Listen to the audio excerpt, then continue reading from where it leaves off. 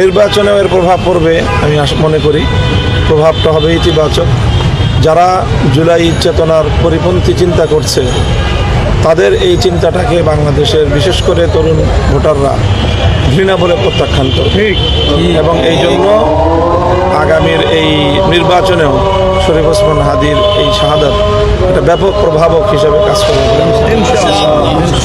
শরীফ ওসমান হাদির বিচ্ছেদ এবং তার বিরহে আমরা শোকাতুর, তবে আমরা এটা ভেবে আনন্দিত যে সে অল্প সময়ে ক্ষুদ্র জীবনে যে অসাধ্য সাধন সে করে গিয়েছে। লক্ষ কোটি মানুষও যেই জাগরণ তৈরি করতে পারে না একা, সে তার শাহাদাতের মধ্য দিয়ে ইনসাফের পথে আধিপত্যবাদ বিরোধী লড়াইয়ে জীবন দান করে সে নতুন প্রজন্মের কাছে এক ঐতিহাসিক জাগরণের বার্তা দিয়ে গিয়েছে।